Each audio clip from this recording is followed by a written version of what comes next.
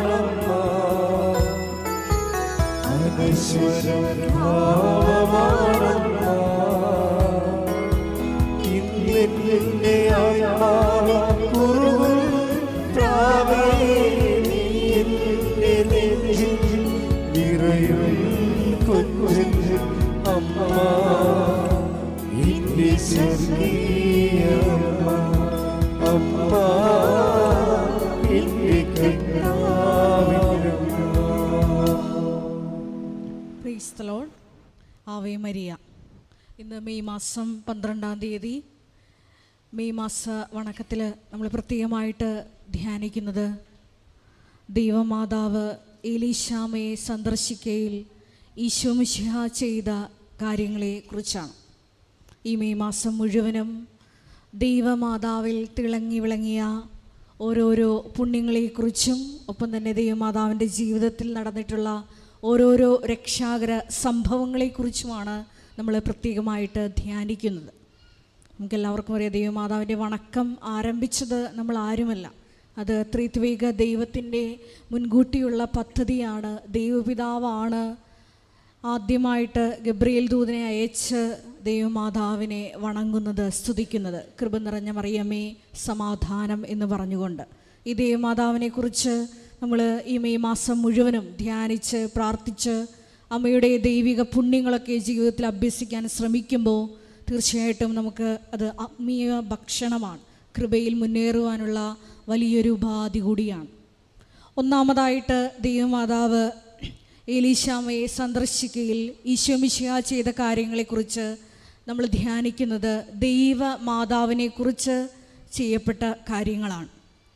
ദൈവമാതാവ് നമുക്കറിയാം, എലീശാമ പുണ്യവതിയെ സന്ദർശിക്കാൻ വേണ്ടിയിട്ട് ലൂക്കായുടെ സുവിശേഷം 1:39 തിരുവചനത്തിൽ യൂദയായിലെ ഒരു പട്ടണത്തിലേക്ക് തിടുക്കത്തിൽ യാത്ര പുറപ്പെട്ട് എലിസബത്തിനെ അഭിവാദനം ചെയ്യുന്നതായിട്ട് സുവിശേഷത്തിൽ നമ്മൾ വായിക്കുന്നുണ്ട്. അവിടെ ദൈവമാതാവിൻ്റെ അഭിവാദന സ്വരം ശ്രവിക്കുന്ന മാത്രയിൽ സംഭവിക്കുന്നത് എന്താണ്?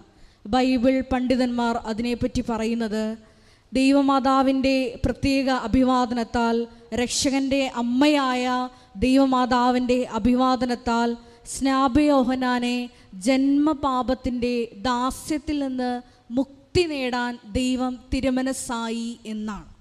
നമ്മളും ദൈവമാതാവിനോടുള്ള ഭക്തിയും വണക്കവും ഒക്കെ അതിഭക്തിപൂർവ്വം ഈ മാസം മുഴുവൻ ആചരിക്കുമ്പോഴും മരിയൻ ഉടമ്പടിയെടുത്ത് പ്രാർത്ഥിക്കുമ്പോഴും ദൈവമാതാവിന് നമ്മളോട് തോന്നുന്നതും ഈ ഒരു കരുണയാണ്. കാരണം ദൈവത്തിൻ്റെ വലിയൊരു സാക്ഷിയായിട്ട്, ഒരു സാക്ഷ്യമായിട്ട് ഒരു വ്യക്തി ഉയർത്തപ്പെടണമെന്നുണ്ടെങ്കിൽ അതിന് ദൈവത്തിൻ്റെ പ്രീതി നമ്മൾ നേടണം. ദൈവത്തിൻ്റെ പ്രീതി ഒരു വ്യക്തിയിൽ വന്ന് നിറയുമ്പോഴാണ് കൃപ നിറഞ്ഞ് ആ വ്യക്തി ഒരു സാക്ഷിയായിട്ട് ഉയരുന്നത്. അതാണ് മത്തായിയുടെ സുവിശേഷം 12-ാം അധ്യായത്തിലൊക്കെ നമ്മൾ വായിക്കുന്നുണ്ട്. ഈശോയെക്കുറിച്ച് പറയുന്നത്, ഇതാ ഞാൻ തിരഞ്ഞെടുത്ത എൻ്റെ ദാസൻ, എൻ്റെ ആത്മാവ് പ്രസാദിച്ച പ്രിയപ്പെട്ടവൻ, അവൻ്റെ മേൽ എൻ്റെ ആത്മാവിനെ ഞാൻ അയക്കും. അപ്പോൾ ദൈവത്തിൻ്റെ പ്രീതി ഒരു വ്യക്തി നേടുമ്പോഴാണ് കൃപ പ്രവർത്തിച്ച് അവൻ്റെ ജീവിതത്തിൽ വലിയ വലിയ അത്ഭുതങ്ങളും അടയാളങ്ങളും ഒക്കെ നടക്കുന്നത്. പക്ഷെ നമ്മളെല്ലാവരും മാനുഷികമായി ഒത്തിരിയേറെ പാപാവസ്ഥകളിലൂടെ കടന്നു പോകുന്നവരാണ്. ഒരുപാട് നമ്മൾ പാപാവസ്ഥകളിൽ നിലനിൽക്കുമ്പോൾ തന്നെയാണ് നമ്മൾ മരിയൻ ഉടമ്പടിയെടുത്ത് പ്രാർത്ഥിക്കുന്നത്. ഇപ്രകാരം മരിയൻ ഉടമ്പടിയെടുത്ത് പ്രാർത്ഥിക്കുമ്പോൾ ഒരുപാട് മക്കളാണ് ഈ അൾത്താരയിൽ നാളിതുവരെ സാക്ഷ്യം പറഞ്ഞിട്ടുള്ളത്. ദൈവമാതാവിന് ഞങ്ങളോട് പ്രത്യേക ഇഷ്ടം തോന്നി, ഞങ്ങളെ കുടുംബത്തെ കനിഞ്ഞ് അനുഗ്രഹിച്ചു. കുറച്ച് നാൾക്ക് മുമ്പ് കരിയറൊക്കെ തകർന്ന ഒരു വിദ്യാർത്ഥി, ഡിഗ്രിക്ക് ആകെ 70% മാർക്കുള്ളൂ. അപ്പോൾ ജർമ്മനിയിലെ ടോപ്പ് യൂണിവേഴ്സിറ്റിയിൽ ഒരു അഡ്മിഷൻ കിട്ടണമെന്നുണ്ടെങ്കിൽ 90% മാർക്ക് വേണം. അപ്പോൾ ഈ മകൻ അതില്ല. അപ്പോൾ ഈ മകൻ മരിയൻ ഉടമ്പടി എന്നുള്ള ഒറ്റ യോഗ്യത കൊണ്ട് ഈ യൂണിവേഴ്സിറ്റിയിലോട്ട് അപ്ലൈ ചെയ്യുവാണ്. അപ്പോൾ അവൻ ഇവിടെ വന്ന് കൃപാസന അൾത്താരെ വന്ന് സാക്ഷ്യം പറഞ്ഞ പ്രകാരമാണ് 90% മാർക്കുള്ളവർ ഈ യൂണിവേഴ്സിറ്റിയിൽ അപ്ലൈ ചെയ്തിട്ട് വെയിറ്റിംഗ് ലിസ്റ്റിലാണ്. 70% മാർക്ക് ഡിഗ്രിക്കുള്ള ഈ മകന് അവിടെ PGക്ക് അഡ്മിഷൻ കിട്ടി. ഇതാണ് ദൈവമാതാവിന് നമ്മളോട് തോന്നുന്ന കരുണ എന്ന് പറയുന്നത്. ഇത് നമ്മുടെയൊക്കെ യോഗ്യതകൾക്ക് അപ്പുറത്താണ്. അതാണ് ബഹുമാനപ്പെട്ട VP ജോസഫ് അച്ഛൻ എപ്പോഴും പറയാറുണ്ട്, ഉടമ്പടി എടുക്കുമ്പോൾ അത് നിങ്ങളുടെ മെറിറ്റല്ല, കർത്താവിൻ്റെ കൃപ പ്രവർത്തിച്ചിട്ടാണ് നമ്മളെ വലിയ സാക്ഷികളാക്കി ദൈവം ഉയർത്തുന്നത്. അതിനുവേണ്ടി നമ്മൾ ചെയ്യേണ്ട ദൈവിക നടപടി ഞാൻ കഴിഞ്ഞ ദിവസം സൂചിപ്പിച്ചായിരുന്നു. ദൈവമാതാവിനുണ്ടായിരുന്ന ഒരു ദൈവിക നടപടിയാണ്. അവിടുന്ന് തൻ്റെ ദാസിയുടെ താഴ്മയെ കടാക്ഷിച്ചു. ലൂക്കായുടെ സുവിശേഷം 1:48 തിരുവചനം. അപ്പോൾ ഒന്നാമതായിട്ട് നമ്മൾ ധ്യാനിക്കുന്നത് ദൈവമാതാവിനെ കുറിച്ച് ചെയ്യപ്പെട്ട കാര്യങ്ങളാണ്. ദൈവമാതാവ് രക്ഷകനെ ഈശോയെ ഉദരത്തിൽ വഹിക്കുമ്പോൾ തന്നെയും അവളുടെ രക്ഷാകര നടപടികൾ ആരംഭിക്കുന്നതിൻ്റെ ആരംഭമായിട്ടാണ് ഇങ്ങനെ ദൈവമാതാവ് എലീശായെ സന്ദർശിക്കുന്ന മാത്രയിൽ ഈ എലീശാമ്മയുടെ ഉദരത്തിൽ സ്നാപയോഹന്നാൻ കുതിച്ചു ചാടുന്നത്. അത് ഞാൻ നേരത്തെ സൂചിപ്പിച്ചതുപോലെ ബൈബിൾ പണ്ഡിതന്മാരെ പറ്റി പറയുന്നത്, ഉത്ഭവ പാപത്തിൽ നിന്ന് മോചനം നേടാൻ ദൈവമാതാവിൻ്റെ അഭിവാദനം ഇടയാക്കി എന്നാണ്. നമ്മളും ഇതേപോലെ വിശ്വസ്താപൂർവം മരിയൻ ഉടമ്പടി നിബന്ധനകൾ പാലിച്ച് നമ്മളെ തന്നെ എളിമപ്പെടുത്തി ജീവിതത്തിൽ മുന്നേറുമ്പോൾ തീർച്ചയായിട്ടും നമ്മളും ദൈവത്തിൻ്റെ കൃപയ്ക്ക് പാത്രമാകും. നമ്മളെയും ദൈവം സാക്ഷികളാക്കി ഉയർത്തും.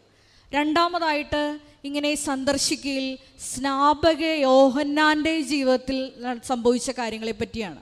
മാമോദിസ എന്ന കൂദാശ എന്താണെന്ന്, ചെറിയ കുഞ്ഞുങ്ങളൊക്കെ കാറ്റഗിസം ക്ലാസ്സിൽ ഇപ്പോൾ ആദ്യ കുർബാനയ്ക്ക് ഒരുങ്ങിക്കൊണ്ടിരിക്കുന്ന കുഞ്ഞുങ്ങളൊക്കെ പഠിക്കുന്നതാണ്. അതായത് ഉത്ഭവ ദോഷമുണ്ടെങ്കിൽ അതും കർമ്മദോഷമുണ്ടെങ്കിൽ അതും നീക്കി നമ്മളെ ദൈവമക്കളും ദൈവരാജ്യത്തിൻ്റെ അവകാശികളുമാക്കി തീർക്കുന്ന ഒരു കൂദാശയാണ് മാമോദീസ എന്ന് പറയുന്നത്. ഇങ്ങനെ ദൈവമാതാവ് എലീശാമ്മ പുണ്യവതിയെ ചെന്ന് കണ്ട് അഭിവാദനം ചെയ്യുമ്പോൾ ഈ സ്നാപയോഹന്നാനിൽ പരിശുദ്ധാത്മാവ് നിറഞ്ഞ് ആനന്ദത്താലാണ് ഈ ശിശു കുതിച്ച് ചാടുന്നത്. ഇപ്പോൾ ദൈവമാതാവിൻ്റെ ഒരൊറ്റ അഭിവാദനത്താലാണ് ഇങ്ങനെ എലീശാമ്മയുടെ ഉദരത്തിലുള്ള സ്നാപയോഹന്നാനിൽ പരിശുദ്ധാത്മാവ് നിറഞ്ഞ് ആ ശിശു വലിയ ആത്മാവിൽ ശക്തിയുള്ളവനായി രൂപാന്തരപ്പെടുന്നത്.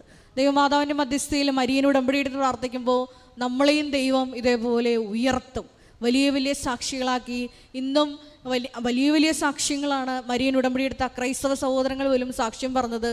ഞങ്ങളോട് ഞങ്ങളുടെ സമീപത്തുള്ള ഒരു വ്യക്തികൾ ഈ ഒരു അസുഖം വരുമ്പോൾ ഇങ്ങോട്ട് വന്ന് പറയും, നിൻ്റെ ആ ഉടമ്പടി തൈലം ഒന്ന് തേച്ച് ഞങ്ങൾക്ക് വേണ്ടി ഒന്ന് പ്രാർത്ഥിക്ക്, മാതാവ് ഞങ്ങളുടെ മേൽ മധ്യസ്ഥം വഹിച്ച് ഞങ്ങൾക്ക് സുഖപ്പെടുത്തും, ഞങ്ങൾക്ക് സാക്ഷ്യം പറയാൻ പറ്റും. ഇത്തരത്തിൽ അനേകം മക്കളാണ് വൻ സാക്ഷ്യങ്ങൾ ഓരോ ദിവസവും ഈ അൾത്താരയിൽ പങ്കുവയ്ക്കുന്നത്. മരിയൻ ഉടമ്പടി എടുത്ത് പ്രാർത്ഥിക്കുന്ന നമുക്കും ഇതേപോലെ കൂടുതൽ വിശുദ്ധിയോടുകൂടി ഈ പ്രേക്ഷിത പ്രവർത്തനങ്ങളൊക്കെ ചെയ്യാൻ ശ്രമിക്കാം.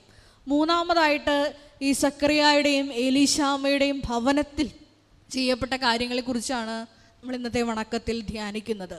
നമുക്കറിയാം, ദൈവമാതാവ് ഈ ഉണ്ണീശോയുമായി ഉദരത്തിൽ ഈശോയുമായി ഈ ഭവനത്തിലോട്ട് കടന്നു ചെന്ന് താമസിക്കുന്നത് 90 ദിവസമാണ്. തീർച്ചയായിട്ടും ഈ ഒരു 90 ദിവസം എന്ന് പറയുന്നത് മരിയൻ ഉടമ്പടി എടുത്ത് പ്രാർത്ഥിക്കുന്ന നമ്മളെ സംബന്ധിച്ചിടത്തോളം പ്രധാനപ്പെട്ട ദിവസമാണ്. കാരണം നമ്മുടെ ഈ ഉടമ്പടി കാലഘട്ടം എന്ന് പറയുന്നത് ഈ വാഗ്ദാന പേടകമായ ദൈവമാതാവ് ഈ ഭവനത്തിൽ എലീശാമ്മയുടെ ഭവനം സന്ദർശിച്ച് താമസിച്ച ഈ 90 ദിവസം തന്നെയാണ്. ഈ ഒരു 90 ദിവസത്തിൽ ഈ കുടുംബം ആർജിച്ച കൃപകൾ എന്തുമാത്രമാണ്. ഏറെ പ്രത്യേകിച്ച് സക്രിയായും എലീശാമ്മയും, അതായത് സ്നാപയോഹന്നാന്റെ മാതാപിതാക്കൾ ആർജിച്ച കൃപകൾ അതിന് കയ്യും കണക്കുമില്ല. നമ്മളും മരിയൻ ഉടമ്പടി എടുത്ത് പ്രാർത്ഥിക്കുമ്പോൾ ആ ഉടമ്പടി നിബന്ധനകളൊക്കെ വിശ്വസ്താപൂർവം പാലിച്ച് ദൈവകൽപ്പനകൾ പാലിച്ച് മുന്നേറുമ്പോൾ 90 ദിവസത്തേക്ക് മാത്രമല്ല, ജീവിതത്തിലുടനീളം, അതായത് നിത്യത വരെയാണ് ഈ ഒരു സാന്നിധ്യം, ദൈവമാതാവിൻ്റെ ജീവിതത്തിലുള്ള പ്രത്യേക ഇടപെടലുകൾ നമുക്ക് അനുഭവേദ്യമാകുന്നു. ഇന്ന് കുറച്ച് മുമ്പ് ഈ അൾത്താരയിൽ ഒരു സാക്ഷ്യം പറഞ്ഞ മകള് 27 വയസ്സുള്ളൊരു ബിടെക്കുകാരിയാണ്. ആ മകള് സാക്ഷ്യം പറഞ്ഞ പ്രകാരമാണ്, ഇത് 2024 ആ സാക്ഷ്യം അവൾ പറയുന്നത്. 2018 മുതൽ എൻ്റെ അമ്മ കൃപാസനത്തിൽ വന്ന് ഉടമ്പടി എടുക്കുക മാത്രമല്ല പുതുക്കി പ്രാർത്ഥിച്ചു പോരുന്ന ഒരു അമ്മയാണ്. ആ അമ്മയുടെ പ്രാർത്ഥനയുടെ ഫലമാണ് ഇന്ന് ആ മകൾക്ക് ലഭിച്ചിരിക്കുന്ന UK ഉന്നത ശമ്പളമുള്ള ജോലിയും ഒപ്പം ദൈവമാതാവ് സെറ്റ് ചെയ്തിരിക്കുന്ന ഓരോരോ ജീവിത സാഹചര്യങ്ങൾ. അപ്പോൾ ഇന്ന് ആ മകൾ സാക്ഷ്യം പറഞ്ഞ പ്രകാരമാണ്, ആ മകളുടെ ജോലി സ്ഥലത്ത് ഈ മകൾ ഉയർന്നു വരുമ്പോൾ ആ മാനേജർ ഈ മകളെ പുറത്താക്കാൻ വേണ്ടി ഒത്തിരി സമ്മർദ്ദം കൊടുക്കും. അപ്പോൾ ഈ സമയത്ത് ഈ മകൾ ഓൺലൈനിൽ ഉടമ്പടി എടുക്കും. ഒപ്പം തന്നെ അമ്മയെ വിളിച്ച് ഇപ്രകാരം പറയും. അപ്പം അമ്മ പറയും, നിൻ്റെ കയ്യിൽ ഉടമ്പടി ഉപ്പല്ലേ ഉള്ളത്, അതിട്ട് പ്രാർത്ഥിക്കാൻ പറയും. ഈ മകൾ ചെയ്യുന്ന ഇപ്രകാരമാണ്. മാനേജറിൻ്റെ ചെയറിന് ചുറ്റും വിശ്വാസ പ്രമാണം ചൊല്ലി മരിയൻ ഉടമ്പടി ഉപ്പിട്ട് പ്രാർത്ഥിക്കും. 18 വർഷം സർവീസിലുണ്ടായിരുന്ന ആ മാനേജറെ കമ്പനി തന്നെ പുറത്താക്കും. അപ്പോൾ ഈ മാതാവിൻ്റെ പ്രത്യേക മധ്യസ്ഥ വഴി ഈ മകൾക്ക് തുടർന്ന് ആ ജോലിയിൽ സ്മൂത്തായിട്ട് പോകാൻ സാധിച്ചു എന്നാണ് കുറച്ച് മുമ്പ് പറഞ്ഞ ഒരു സാക്ഷ്യം. ഇതാണ്. ഇതുപോലെ തന്നെയാണ് ദൈവമാതാവ് ഒരു വ്യക്തിയുടെ ഭവനത്തിൽ വരുമ്പോൾ നമ്മളെയും മരിയൻ ഉടമ്പടി വ്യത്യസ്തരാക്കും. ആരെല്ലാം ദൈവം നോക്കിയില്ലെങ്കിലും തീർച്ചയായിട്ടും നമ്മളെ ദൈവം നോക്കി പാർക്കും. അതാണ് ജെറമിയ പ്രവാചകന്റെ പുസ്തകത്തിൽ 29-ാം അധ്യായം 14-ാം തിരുവചനത്തിൽ നമ്മൾ വായിക്കുന്നത്. അതായത്, നിങ്ങൾ എന്നെ കണ്ടെത്തിയല്ല, ഞാൻ നിങ്ങളെ തേടി അന്വേഷിച്ച് കണ്ടെത്തിയാണ് നിങ്ങളുടെ ഐശ്വര്യം പുനഃസ്ഥാപിക്കുന്നത്. അതുതന്നെയാണ് വിശുദ്ധ യോഹന്നാൻ്റെ സുവിശേഷം 6-ാം അധ്യായം 44-ാം തിരുവചനത്തിൽ നമ്മൾ വായിക്കുന്നത്.